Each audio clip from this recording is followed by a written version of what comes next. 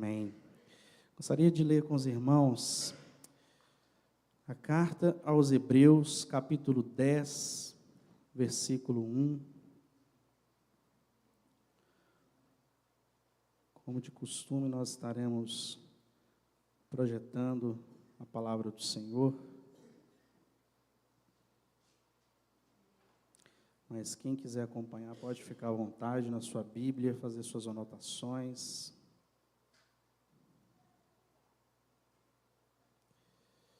Porque é bastante importante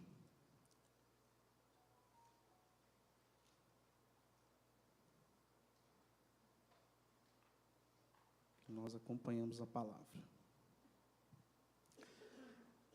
A carta aos Hebreus, seu capítulo 10, versículo 1.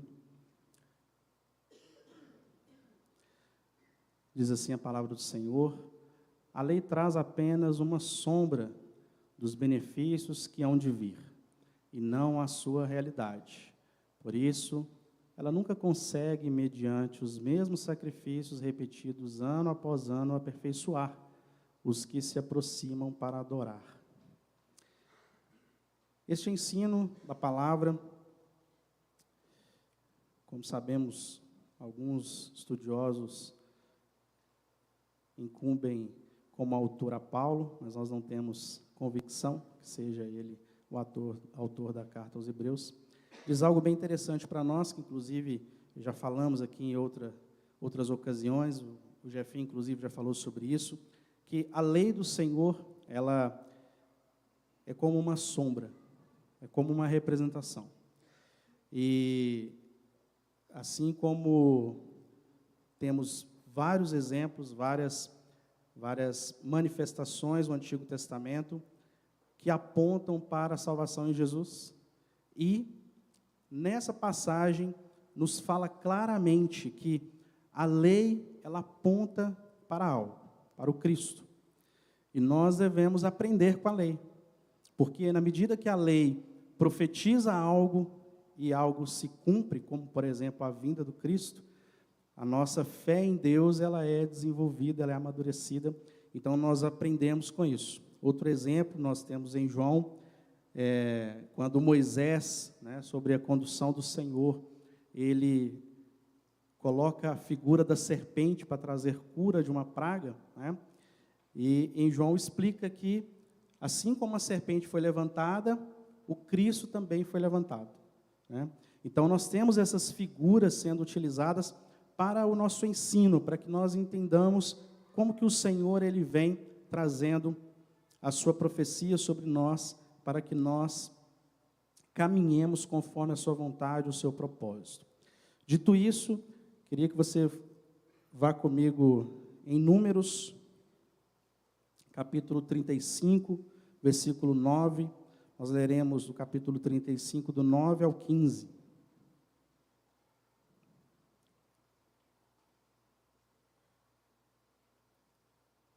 Diz assim a palavra do Senhor, Números 35, 9 ao 15. Falou mais o Senhor a Moisés, dizendo: fala aos filhos de Israel e dize-lhes: quando passardes o Jordão, à terra de Canaã, fazei com que vos estejam à mão cidades que vos sirvam de cidades de refúgio, para que ali se acolha o homicida que ferir alguma alma por erro. E estas cidades vos serão por refúgio do vingador do sangue, para que o homicida não morra, até que esteja perante a congregação no juízo. E as cidades que derdes, haverá 6 cidades de refúgio para vós. E das cidades que derdes, haverá 6 cidades de refúgio para vós. 3 dessas cidades dareis daquém do Jordão, e 3 dessas cidades dareis na terra de Canaã. Cidades de refúgio serão.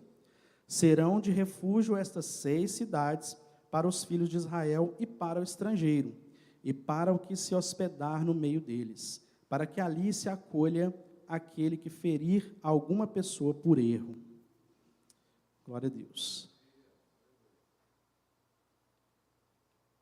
Nessa passagem, o Senhor está orientando aqui o povo de Israel com relação a algumas cidades que eles deveriam separar, deveriam selecionar entre toda a terra que eles estavam conquistando, e o Senhor as daria, com o objetivo de que eles tivessem dentro da região onde eles iriam habitar um local de segurança, um local de proteção, um local de refúgio. Então, as cidades do refúgio seriam um local onde as pessoas que, por qualquer motivo, participassem de um homicídio, elas encontrassem guarida. Porém, esse acolhimento não acontecia para qualquer tipo de homicida. Então, nós temos aqui um exemplo de que algo já não deu certo. Então, Deus já estava preparando o povo de Israel para quando algo não desse certo, né? E esse lugar de acolhimento, no comentário bíblico da King James, diz algo interessante, que era necessário para manter a pureza e a ordem na comunidade. Então, o Senhor, desde antes da conquista da terra, o Senhor já vinha orientando o povo, e as cidades de refúgio eram um local que iria servir de proteção quando acontecesse isso. O quê? O pecado. Então, se alguém mata alguém, já é um problema, já é um erro, né? E o Senhor prepara Israel, através de Moisés, indicando que, se tivesse um tipo de homicídio que não fosse intencional, né, o que chamamos hoje de homicídio culposo, né, ou seja, aconteceu um acidente, sem perceber, por algum descuido, alguém morresse, né, então o Senhor, Ele daria o livramento para essa pessoa como? Por meio do lugar de refúgio. A cidade de refúgio era o local para onde essa pessoa deveria ir, deveria correr para se abrigar. Porque eles tinham uma figura, né, que relata no Antigo Testamento, que as pessoas elas tinham uma autoridade, né, onde um parente da pessoa, do falecido, ela poderia ser uma vingadora, chamado de vingador de sangue. Onde a gente costuma sempre usar esse termo, né? Olho por olho, dente por dente. Ou seja, se a pessoa morreu, o parente ele tem o direito de requerer o sangue. E diante dessas circunstâncias, o que poderia acontecer? Por qualquer motivo, inclusive por um acidente, alguém poderia morrer e, ao vingar a morte dessa pessoa, uma outra pessoa morrer. E isso viraria um grande problema, porque imagina o vingador do vingador, né? Então, o Senhor, com esse cuidado, Ele diferencia o que é um homicídio involuntário, com um acidente, para um homicídio voluntário, o que nós chamamos hoje de homicídio doloso, quando a pessoa ela tem a intenção de ferir, ela tem a intenção de matar, né? E é interessante a gente fazer essa separação, porque o Senhor, na sua palavra, Ele diferencia o que é uma pessoa que comete um pecado como um acidente, de uma pessoa que comete um pecado voluntariamente. Uma pessoa que é contumaz, né? Então, o Senhor ele já vem trabalhando esse conceito de que há diferença do pecado, pecado intencional. E o vingador do sangue, ele tinha essa jurisprudência, ele tinha essa autoridade, né? Mas não sobre todo e qualquer tipo de vingança. Nós sabemos que a morte, ela não é agradável ao Senhor. A morte, ela vem a partir de um erro nosso. Nós somos criados como seres eternos. E a partir do pecado, nós passamos a conviver com esse grande problema que é a morte, e nós sabemos que tem alguém que ele tem prazer na morte. Inclusive, a palavra do Senhor diz que ele veio não só com o intuito de matar, mas também de roubar e destruir. E essa figura do vingador aqui, nós podemos dizer que representa o nosso inimigo, o diabo. O diabo ele tem prazer na morte. Ele tem prazer na destruição, principalmente daquilo que Deus faz. O diabo ele quer ser o protagonista do problema, né? E muitas vezes ele usa de momentos em que ele possa ter essa oportunidade, né, sempre ele usa do momento que ele tem oportunidade para causar essa destruição. E essas cidades de refúgio, elas foram determinadas por Deus com o objetivo de trazer o livramento. Porque se a pessoa ela não é um pecador contumaz, se ela é um pecador involuntário, ela teria o livramento quando ela viesse para essa cidade. E nós vamos falar sobre essas cidades, que está descrito em Josué, o capítulo 20.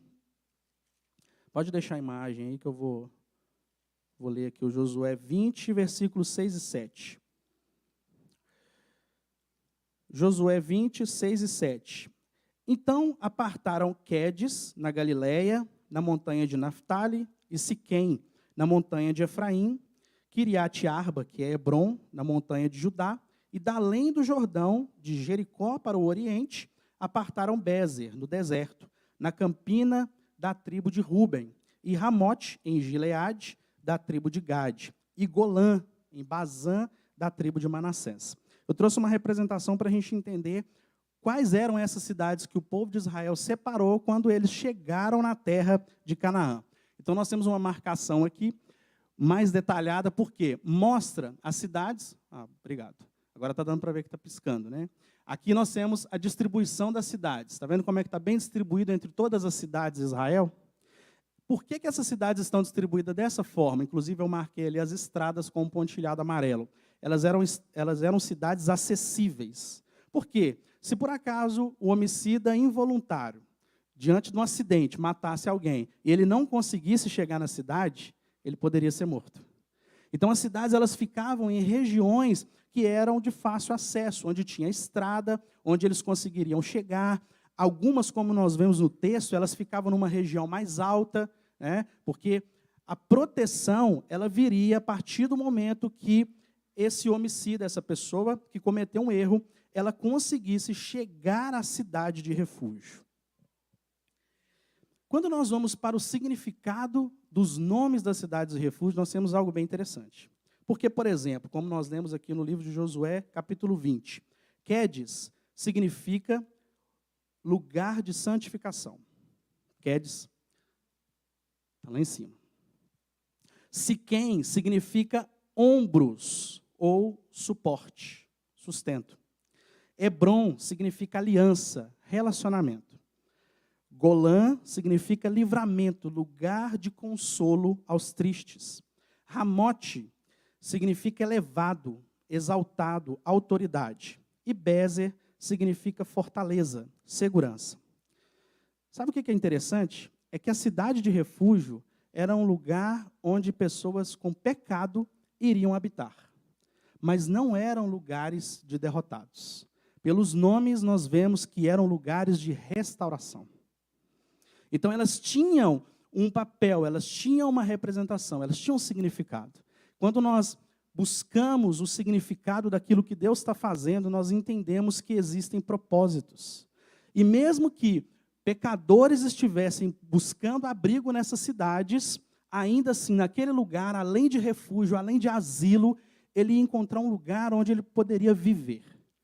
Porque a palavra diz que ele deveria viver na cidade até que o prazo de vingança passasse, né? Representada pela palavra do Senhor, pela morte do sumo sacerdote.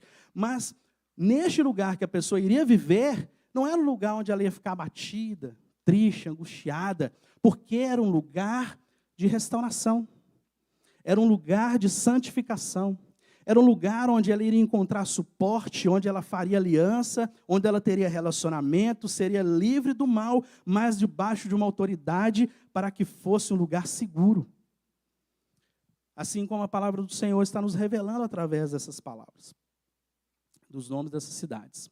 E algo que eu queria chamar a atenção para nós neste momento é que as cidades de refúgio, como eu disse, o Antigo Testamento ele traz profecias e ensinos e princípios que valem para nós hoje como cumprimento da palavra do Senhor, e nós podemos assumir que essas cidades de refúgio, elas são como a igreja. A igreja, para nós, é um lugar de refúgio, onde os pecadores encontram um lugar de segurança, não para o pecador voluntário, não para o pecador contumaz, mas para o pecador arrependido, que por um acidente, ele saiu fora da rota, ele saiu fora do caminho. Mas o Senhor tem um lugar de segurança para esse pecador.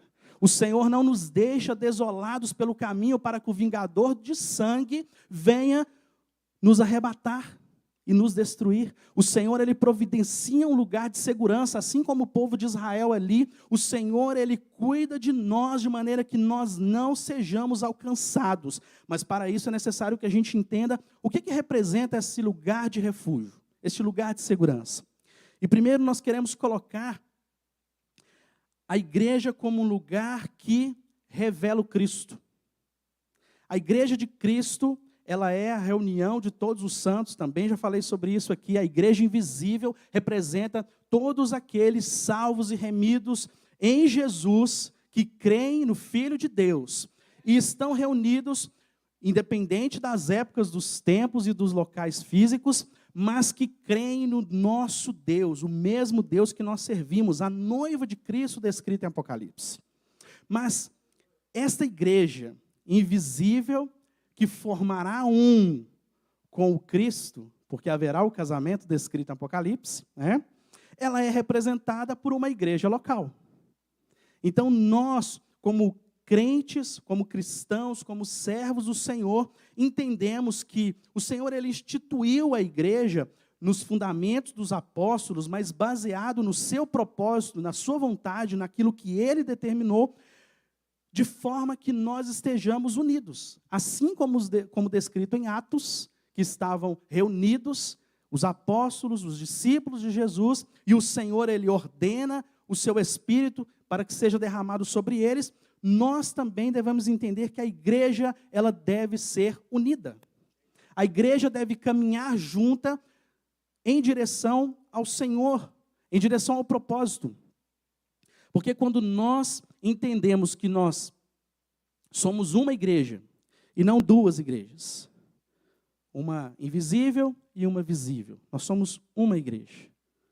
Apenas representamos a igreja invisível localmente.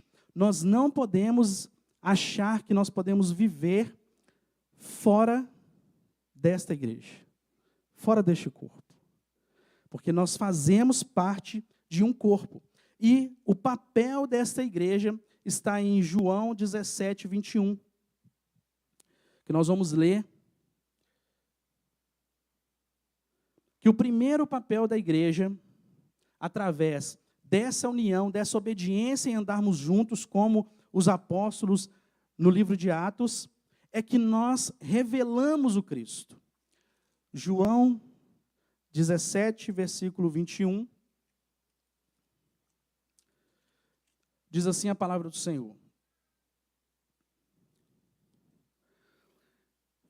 Palavras de Jesus: para que todos sejam um, como tu, ó Pai, o és em mim e eu em ti, que também eles sejam um em nós, para que o mundo creia que tu me enviaste.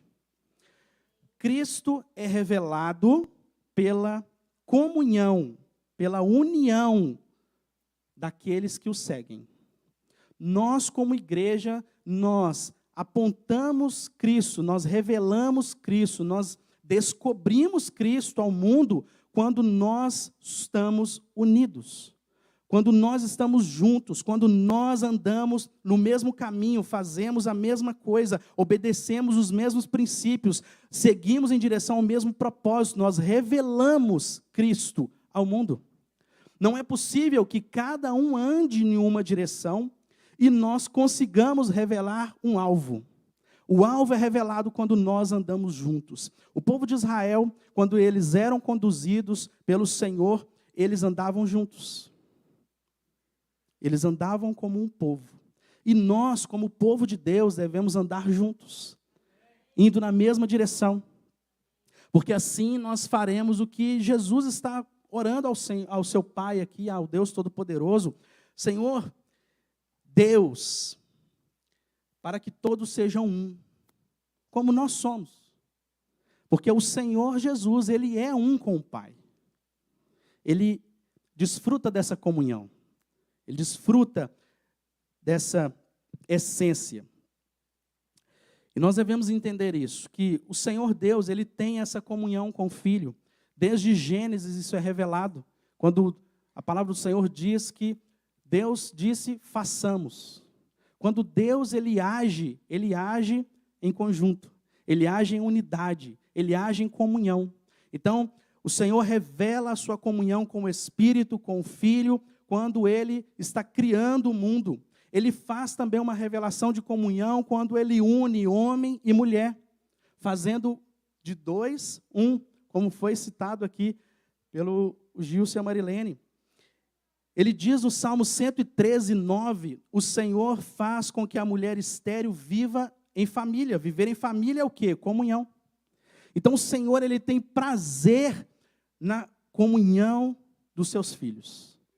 E Ele dá o exemplo. É preciso que nós entendamos que esta comunhão, ela tem um poder.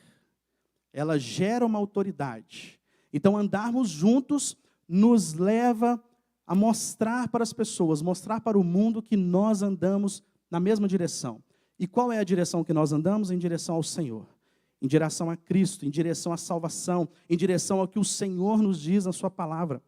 Outro ponto importante é que a igreja ela tem como papel esse lugar de proteção. E para isso nós vamos ler Hebreus capítulo 10, agora os versículos 25 e 26.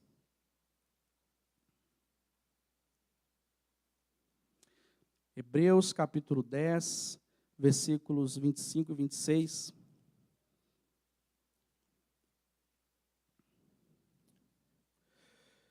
Diz assim a palavra do Senhor: não deixando a nossa congregação, como é o costume de alguns, antes admoestando-nos uns aos outros, e tanto mais quanto vedes que se vai aproximando aquele dia.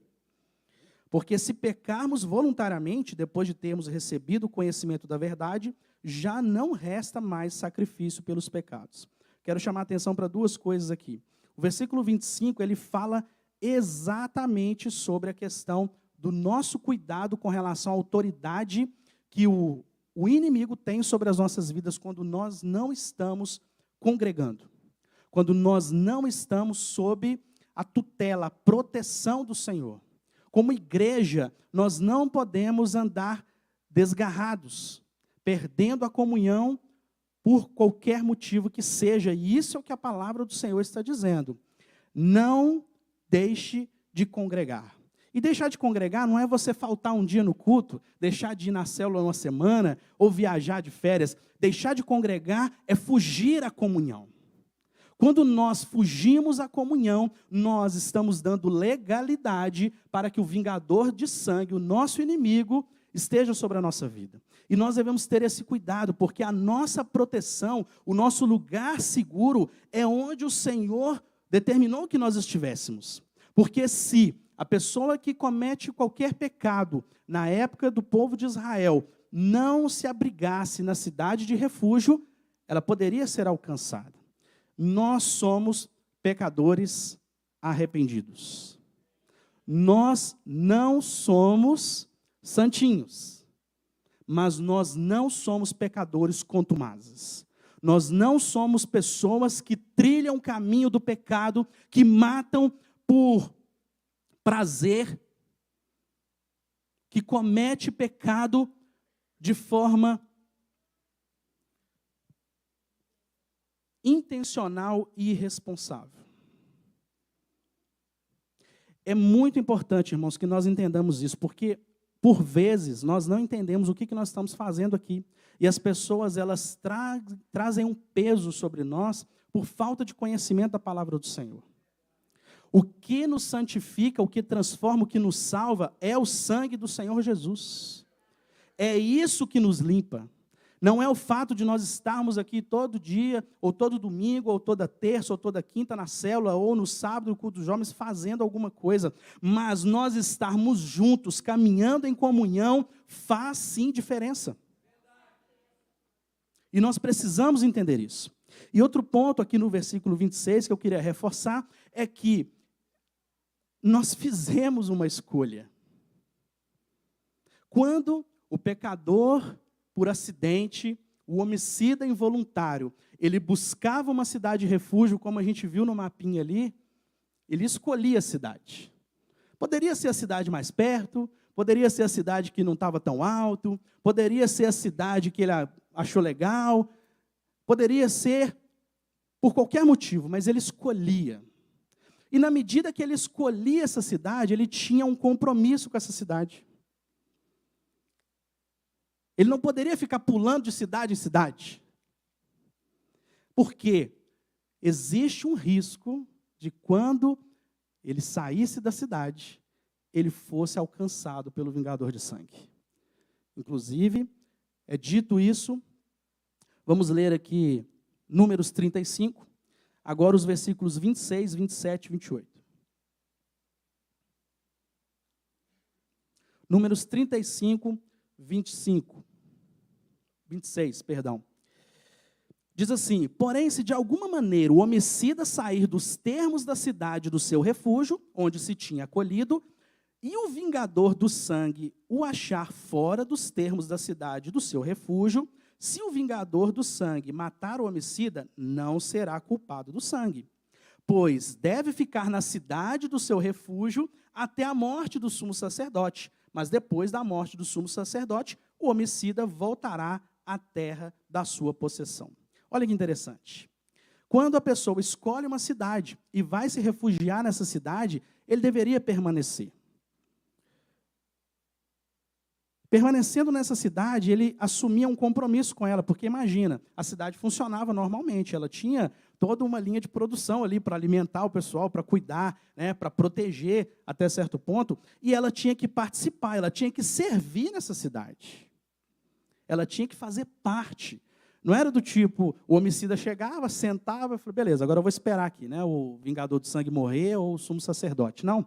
Ele iria viver nessa cidade até que ele fosse julgado. Mas o viver na cidade é se comprometer.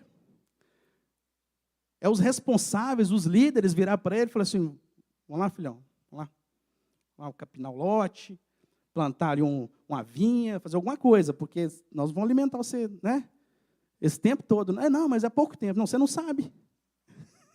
Você não sabe. Não é porque o sumo sacerdote está velho que ele vai morrer agora. Né? Exatamente. Então, existia esse compromisso do pecador involuntário com a cidade. E muitas vezes, irmãos, a gente tem um hábito, ao meu ver, ruim, que a gente, inclusive, é muito comum na sociedade, de pessoas que vivem em locais como se elas fossem reis e rainhas. A gente tem filhos que ficam na casa dos pais até 30, 40 anos, né? Ou sobrinhos, netos que ficam na casa dos avós, e pessoas que não são produtivas. Elas vão na casa, dormem, depois sai, vai para a balada, né? Vai para a curtição, depois volta, dorme. E muitas vezes a gente acha que nós podemos viver dessa forma, nos relacionando de forma superficial, como se eu pudesse simplesmente vir, ser acolhido, desfrutar e voltar para a minha rotina. Mas o homicida involuntário, ele não podia fazer isso. Ele tinha um compromisso, ele tinha uma responsabilidade. Ele não poderia simplesmente ir para a cidade para dormir, descansar, se alimentar e viver no bem bom. Ele tinha que se comprometer. E, por vezes, voltando para o que importa. Na igreja, nós temos comido e dormido, achando que essa cidade de refúgio é um lugar apenas para nos proteger e desfrutar. A cidade de refúgio, ela precisa ser produtiva. Nós somos os pecadores involuntários. Nós somos os pecadores arrependidos. Nós temos compromisso com a cidade. Nós temos responsabilidade com essa cidade. E você pode dizer, não, Felipe, de onde é que você está tirando esse negócio de dormir? Eu vou te falar de onde que eu estou tirando. 1 Coríntios 11, 30.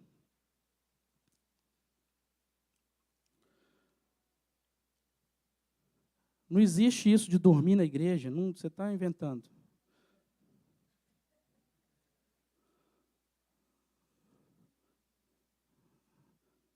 E se você está dormindo de verdade, aí está pior ainda. 1 Coríntios 11, 30.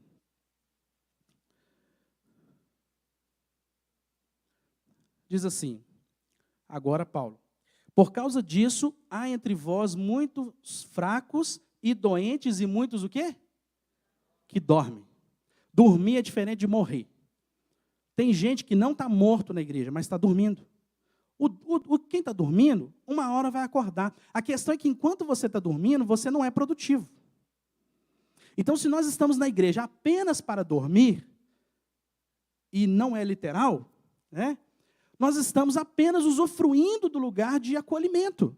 Nós estamos apenas usando do lugar de asilo para nos protegermos, para termos abrigo, para termos proteção, para termos alimento, mas nós não estamos sendo produtivos. E a palavra do Senhor nos chama a atenção, que a cidade de refúgio é uma cidade. Ela funciona, ela tem que dar certo. Ela não pode ser um lugar que todos vão para lá e vamos jogar baralho agora. Vamos divertir, vamos jogar bola. Não, a cidade, ela existe com base num comprometimento, num serviço, numa responsabilidade. A cidade de refúgio precisa funcionar. Ela é um lugar de proteção, mas ela precisa funcionar. E muitas vezes a gente não entende que, inclusive é um dos nomes, deixa eu lembrar o nome, Ramote. Uma cidade de refúgio é um lugar de autoridade. Nós estamos sob a cobertura do Senhor, mas nós estamos debaixo da autoridade que Ele instituiu. Nós não podemos viver na cidade como se a gente fosse o dono da cidade. A igreja é um lugar de proteção, mas é um lugar que o Senhor colocou pessoas sobre nós.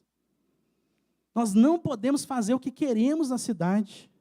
Nós devemos entender que o Senhor, Ele incumbiu pessoas de autoridade com um objetivo, com um propósito. Inclusive, nós iremos buscar aqui, com os jovens, os dons espirituais. Os dons, eles têm uma finalidade. O Senhor, Ele não nos dá dons para o nosso próprio benefício, para o nosso próprio prazer. O nosso dom tem que ser utilizado em favor do reino. Em favor do propósito. E quando o Senhor, Ele nos dá esses dons, nós precisamos colocar à disposição dEle na cidade. Porque é ali que você vive. É ali que as pessoas estão convivendo com você. Você não pode querer utilizar a sua força de trabalho, o seu empenho, a sua saúde. Você não pode utilizar os seus recursos fora da cidade. Porque o Senhor te colocou na cidade com um objetivo, com um propósito. Porque você é um pecador arrependido, mas é ali que você vai encontrar o cuidado e a proteção do Senhor. Porque na cidade de refúgio, o Senhor colocou pessoas ao seu lado para orar por você. Para jejuar por você. Para ensinar, para exortar. E colocou você lá também com o mesmo objetivo. Para você orar, jejuar, ensinar, exortar. E nós precisamos usar das ferramentas, dos dons que o Senhor nos deu, em favor da cidade. O mundo não entende isso, meus irmãos. O mundo não entende que nós vivemos numa cidade de refúgio. O mundo vive lá fora. Aonde o vingador do sangue tem liberdade para roubar, matar e destruir. Nós não podemos viver na cidade de refúgio como se nós estivéssemos do lado de fora. Isso é muito sério. Porque quando nós vivemos na cidade como se nós não estivéssemos protegidos, nós vamos ouvir a proposta do mundo. O mundo vai chegar para você e falar assim: para que você está nessa cidade? Esse tempo todo? Que bobeira. Não, tem vingador de sangue nenhum, não, você é bobo.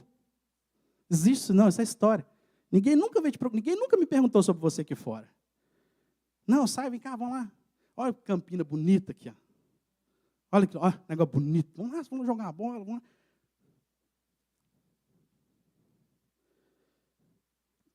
Irmãos, o mundo, ele não entende o funcionamento da cidade refúgio. O mundo não sabe qual é a doutrina da cidade refúgio. E ele não quer nem saber, porque ele tem uma doutrina própria. No mundo, as coisas funcionam conforme a doutrina do mundo. Na cidade refúgio é diferente. Se nós estamos vivendo dentro da cidade de refúgio, achando que nós podemos conviver ou praticar a doutrina do mundo, nós estamos redondamente enganados. Na cidade refúgio o negócio é diferente.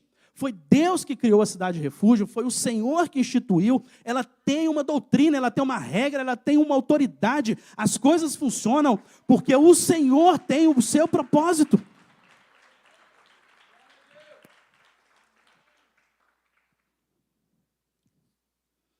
Efésios 4:14.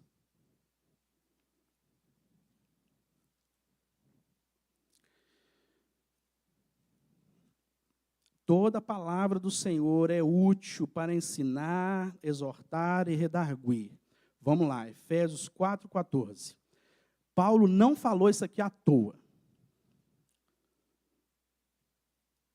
Para que não sejamos mais meninos inconstantes, levados em roda por todo o vento de doutrina, pelo engano dos homens que com astúcia enganam fraudulosamente.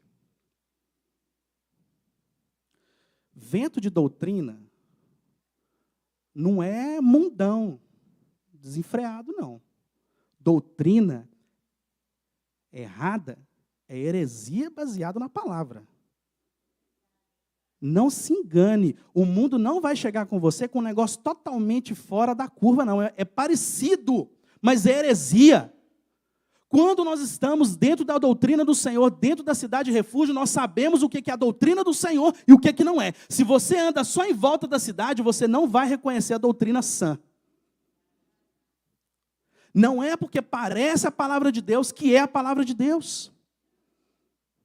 Nós precisamos reconhecer a verdadeira palavra, a verdadeira doutrina. E a palavra do Senhor deixa claro, nós somos pecadores arrependidos. O nosso maior problema é o pecado.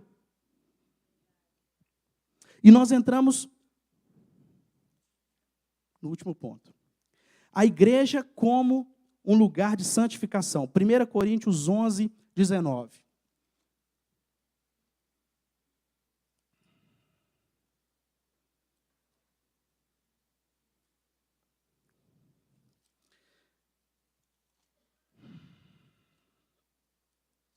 Primeira Coríntios 11, 19 diz assim.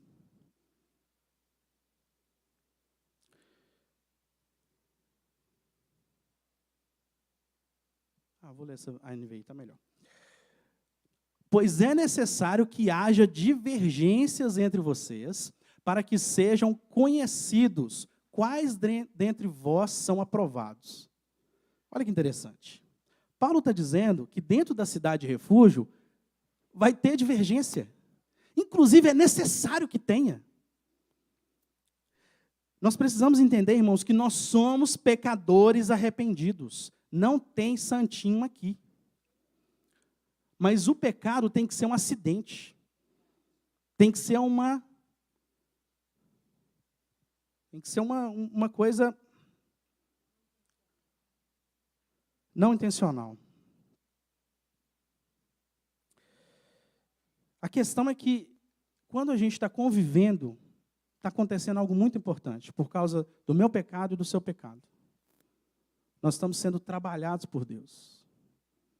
Nós trabalhamos o perdão, nós trabalhamos o arrependimento, e essa convivência, por mais difícil que seja, nos santifica. Quando nós entendemos que dentro da cidade de refúgio vai haver essas divergências que Paulo cita, a gente começa a entender que tem um propósito. A gente não diverge porque gosta, a gente diverge porque precisa, porque Paulo diz que é necessário. Porque na medida que nós divergimos, nós aprendemos a arrepender, a perdoar, a mudar, a seguir a palavra do Senhor, e isso nos torna aprovados. É isso que nos leva em direção ao que o Senhor quer. Não é porque anda ali a manada toda igualzinha, pensando igual, não. É porque o Senhor, na nossa diferença, Ele trabalha, mas nós precisamos deixar Ele trabalhar. Não é porque eu sou teimoso que os irmãos vão ter que aceitar que eu sou teimoso. Não é porque eu sou chato, ignorante, que os irmãos têm que aprender a lidar com isso e aceitar. Não, ser chato, né? Eu sou chato? Luciana. É uma pergunta retórica. Eu tenho que aprender onde eu tenho que mudar. Quando eu tenho que me arrepender e pedir perdão. Quando que eu tenho que deixar o Senhor tirar o coração de pedra, transformar num coração de carne e perdoar o meu irmão. Não é eu sou assim, nasci assim, vou morrer assim, eu estou na igreja. Se você não quiser ficar comigo, problema seu. Não. Nós precisamos entender que a cidade de refúgio é um lugar de santificação, é lugar de mudança. E não há como a gente servir ao Senhor, meus irmãos, sem estar junto. O pastor Luciano Subirá diz algo bastante interessante. Ele diz que um ambiente de amor não é onde não existem problemas, mas sim um lugar onde nós resolvemos os problemas. As pessoas pensam que amor é conivência e cumplicidade, e nunca foi. Amor não é eu ser conivente com o erro do outro.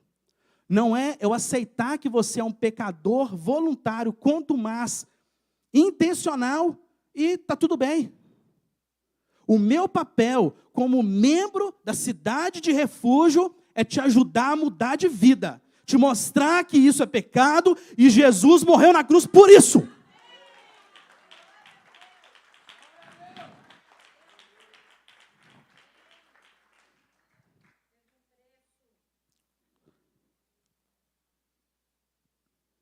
Primeira João 4, versículos 1 a 10.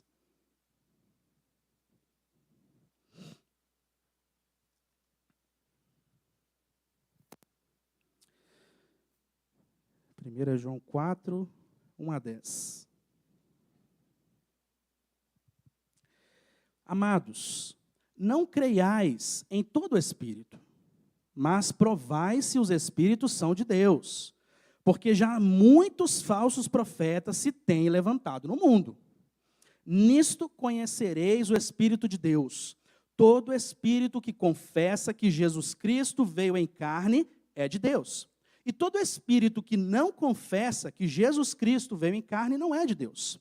Mas este é o espírito do anticristo, do qual já ouvistes que há de vir, e eis que está já no mundo. Filhinhos, sois de Deus, e já os tendes vencido, porque maior é o que está em nós do que o que está no mundo. Do mundo são, por isso falam do mundo, e o mundo os ouve. Nós somos de Deus. Aquele que conhece a Deus, ouve-nos. Aquele que não é de Deus, não nos ouve. Nisto conhecemos nós o espírito da verdade e o espírito do erro. Amados, amemo-nos uns aos outros, porque caridade ou amor é de Deus, e qualquer que ama é nascido de Deus e conhece a Deus. Aquele que não ama não conhece a Deus, porque Deus é amor, ou caridade. Nisto se manifestou o amor de Deus para conosco, que Deus enviou seu Filho unigênito ao mundo, para que por ele vivamos. Nisso está o amor, não em que nós tenhamos amado a Deus, mas em que ele nos amou e enviou seu Filho para propiciação pelos nossos pecados.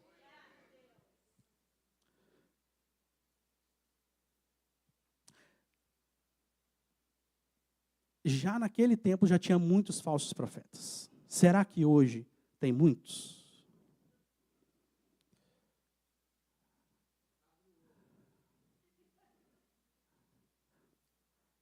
A passagem do Senhor aqui é clara, meus irmãos. O amor de Deus consiste em perdão de pecados. Por quê? Porque nós somos pecadores. Parece simples, mas a gente não está conseguindo entender isso. O problema do homem, O problema do mundo é o pecado.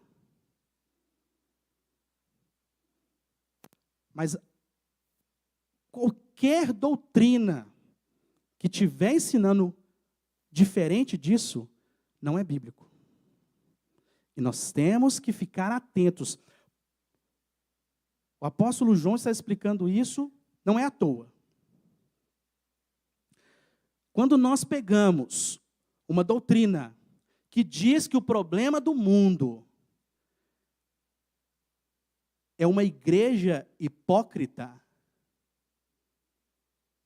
são pessoas insensíveis, isto não é bíblico. O problema do mundo é o pecado.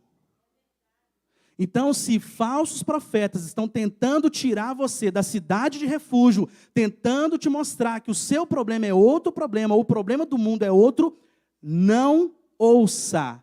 A palavra do Senhor está dizendo que o falso profeta ele vai tentar mostrar que o problema é outro, mas o problema nosso é o pecado. E isso só se resolve com o sangue de Cristo. Pode ter toda uma filosofia, todo um contexto bonito para te explicar que é outra coisa. O falso profeta não está dizendo a verdade. O que nos resgata e a solução para o mundo é Jesus. Nós não podemos achar que a cidade de refúgio, por ela ser bonita, legal e fazer um monte de coisa, ela seja lugar de salvação. A salvação é Jesus Cristo. Quando nós tentamos desviar o foco para qualquer outra coisa, o Senhor está dizendo que isso é um falso profeta. Porque nós tentamos dizer que nós podemos sim resolver o problema do mundo o quê? Com justiça social. Com ações diversas. Com uma bondade que é necessária. E qual que deve ser o nosso cuidado? Quando nós vivemos em santidade, isso são frutos. Mas nós não podemos, em hipótese alguma, substituir o sacrifício vicário de Cristo. Nós não podemos enganar as pessoas com uma cara boazinha. Nós não podemos enganar o mundo, distrair o mundo. Não, se a gente tiver todo mundo alinhadinho aqui, andando certinho, está tranquilo. Não está. A palavra do Senhor é clara quando diz que a base do Evangelho é arrependimento e fé em Cristo Jesus. O arrependimento tem que existir. Não existe essa de que a pessoa ela é certinha, não, gente boa, só falta Jesus. Se falta Jesus, a pastora Gláucia já falou sobre isso aqui. Se falta Jesus, falta tudo. E nós, como cidade de refúgio, devemos dizer claramente, a solução é Cristo. Nós não podemos usar de engano, porque quem faz isso é um falso profeta. A solução para o mundo, a solução para mim e para você é Jesus, porque só Ele pagou pelo meu e pelo seu pecado. Não adianta a gente querer ser bonzinho se a gente não entender isso e levar essa mensagem.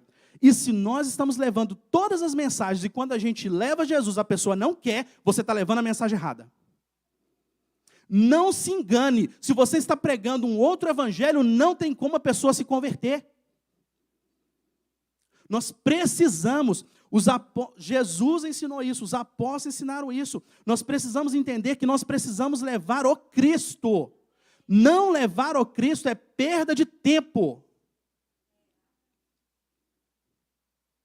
Ah, mas a gente está fazendo, está acontecendo.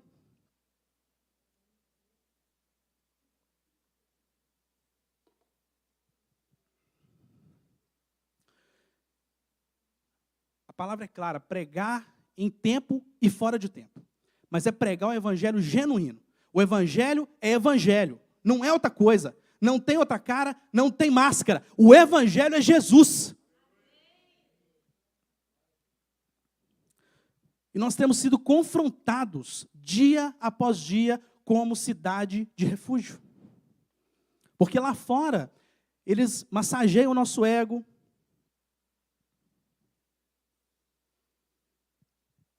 por quem nem nos conhece,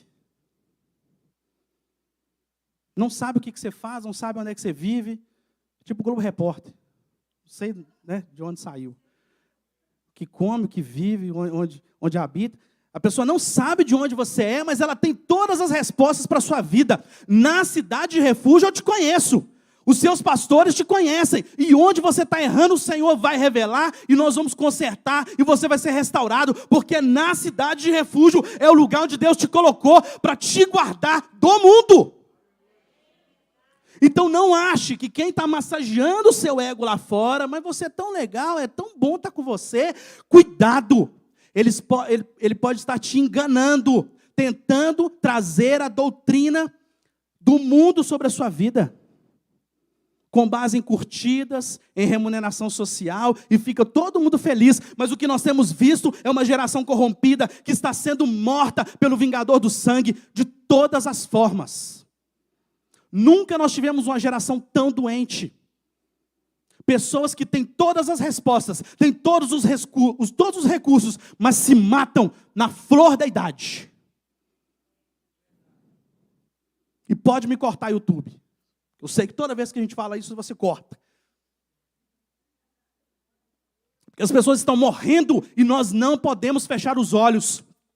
O mundo prega que você é inteligente, você é esperto, você pode fazer de tudo, mas na hora que você está na pior, ele te abandona.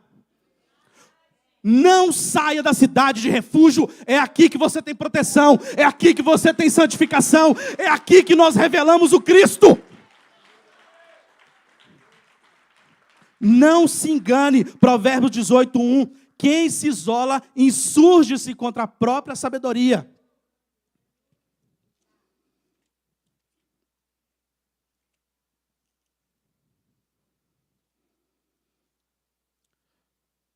Pode colocar o próximo. E quem se isola, busca interesses egoístas e se rebela contra a sensatez, contra a sabedoria. O pastor Danilo Figueira diz algo bem interessante. Toda atitude de isolamento é rebelde, burra e egoísta. Conforme Provérbios. Rebelde, insurge-se.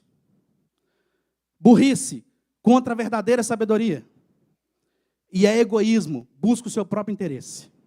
Se nós estamos vivendo uma vida isolada, fora da cidade de refúgio, é rebeldia contra a sabedoria do Senhor, que diz que nós não podemos nos isolar.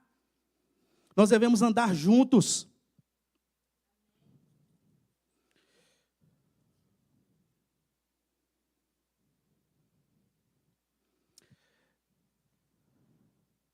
Mais uma. Aí o que o mundo vai dizer? Não, a igreja, cidade de refúgio, não pode ficar com essa pompa toda. Não pode ficar assumindo de que nós somos errados e a igreja, a cidade de refúgio, está certa. Porque ela deixou de ser relevante. Ela abandonou o bem, a bondade. Aí eu te falo, eu e você podemos fazer o bem, sim. Nós podemos ser relevantes. Sabe como? Gálatas 6:10. Olha como que a gente tem que ser relevante.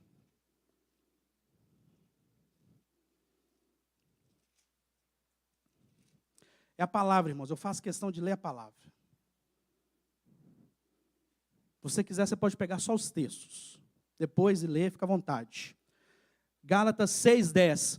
Então, enquanto temos tempo, façamos o bem a todos. Amém. Glória a Deus.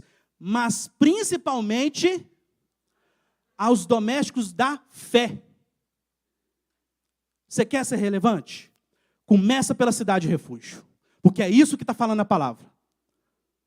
Não adianta nós sermos desobedientes à palavra e termos uma cara bonita para o mundo. A palavra do Senhor diz que nós devemos sim fazer o bem a todos. Sem distinção. Mas espera aí. Começa por onde? Porque a gente não pode pegar só o que a gente quer da Bíblia, não. Nós devemos começar pela cidade de refúgio, pela igreja local. E nós temos oportunidade para isso. Porque a gente vive na cidade de refúgio, meu irmão, sem saber quem que está fazendo a limpeza da cidade de refúgio. A gente vive na cidade refúgio sem saber quem está doente. A gente vive na cidade refúgio sem saber quem precisa de uma cesta básica. É só quando a gente pede aqui que traz. A gente, como cidade refúgio, precisa se envolver, precisa se comprometer. Como cidade de refúgio, a gente não sabe se a santidade da cidade refúgio está crescendo ou não. Santidade faz parte da nossa vida, da igreja, do propósito. Nós precisamos caminhar em santidade. Eu não posso, eu estou bem aqui, estou tranquilo. O resto, não sei. Não, é comprometimento com o corpo. E no corpo, não adianta o coração falar assim, estou tranquilo aqui, ô rim. Estou tranquilo aqui, pegando alguma coisa aí? O que está acontecendo? Ah, não, estou parado. Você está parado? Tem quanto tempo? Não tem tempo já. Então nós estamos morrendo. Não importa se você é um coração saudável, se você está num corpo doente, você morre.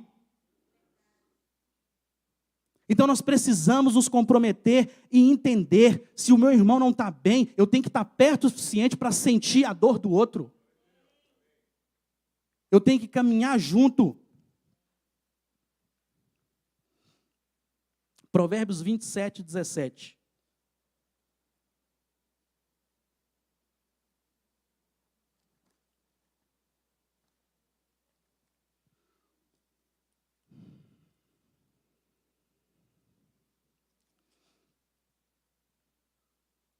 Com o ferro se aguça ou se afia, assim o homem afia o rosto do seu amigo.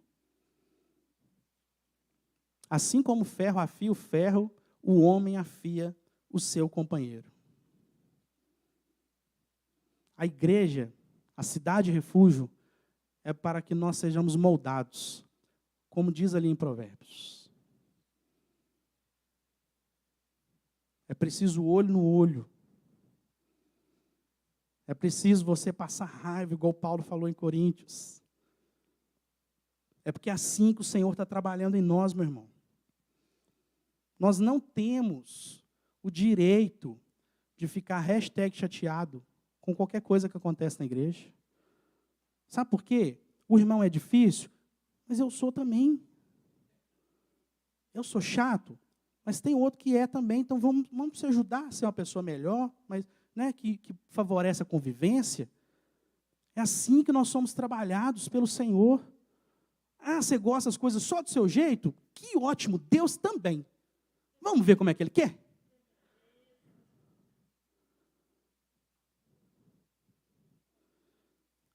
Nós precisamos ter um coração ensinável.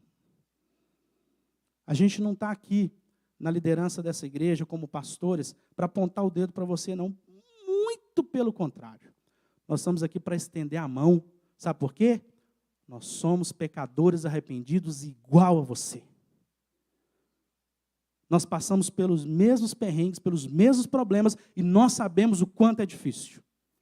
Não tem ninguém aqui para apontar o dedo na sua cara, não. E se o vingador de sangue está tentando te enganar, abre o seu olho. Abre o seu olho que ele está te atraindo com proposta errada. Nós estamos aqui para sermos cuidados, protegidos. Pode colocar o último para mim. A cidade de refúgio... Não, o versículo não, já pulei tudo. Já. O último slide. A cidade de refúgio é um lugar de proteção contra o vingador do sangue. Ou seja, é um lugar de salvação onde o diabo não tem jurisprudência. Se você está debaixo da autoridade, da cobertura espiritual da igreja, da cidade de refúgio, o diabo não tem jurisprudência, ele não tem autoridade sobre a sua vida, meu irmão. Mas não saia da cidade. A cidade de refúgio, a igreja, é uma proteção contra uma vida de pecado. Aqui é um lugar de santificação. Por mais difícil que seja lutar contra o seu pecado, nós estamos aqui juntos com o mesmo objetivo. Então vamos aprender junto, vamos lutar junto contra o pecado. A cidade de refúgio, a igreja, é um lugar de proteção contra a improdutividade. Ela revela o Cristo. Nós estamos aqui para frutificar, nós estamos aqui para sermos produtivos. Então vamos juntos ser produtivos ao reino, meu irmão. Não vamos abrir mão disso. É um presente que Deus nos deu, caminhar juntos. Senhor, nós te agradecemos pela tua palavra, Pai. Que ela produza o efeito que o Senhor quer que ela produza. Senhor, que eu não seja um impedimento para o agir do Senhor em cada vida aqui. Que o Senhor, em nome de Jesus, nos faça entender que este é o local seguro, Pai. A igreja local é um lugar seguro onde o Senhor nos abrigou. Ó Deus, dentro de toda a grande igreja invisível do Senhor na face da terra, mas nós estamos abrigados neste local. Nos ajude a permanecer firmes, caminhando juntos em comunhão, protegidos contra o inimigo, o vingador do sangue, ó Pai, em nome de Jesus. Não nos deixe ser enganados, ó Pai, por falsas doutrinas, de falsos profetas, que querem nos atrair para fora, mas que o Senhor nos faça permanecer na sã doutrina do Senhor, que nos conduza à salvação, que nos conduza à proteção, que nos conduza, ó Deus, à santificação e à revelação do Senhor, através do evangelho genuíno, em nome de Jesus. Que o amor de Deus o Pai, a graça salvadora de Jesus Cristo e a comunhão e a consolação do Espírito Santo seja com a igreja do Senhor em toda a face da terra eternamente. Amém.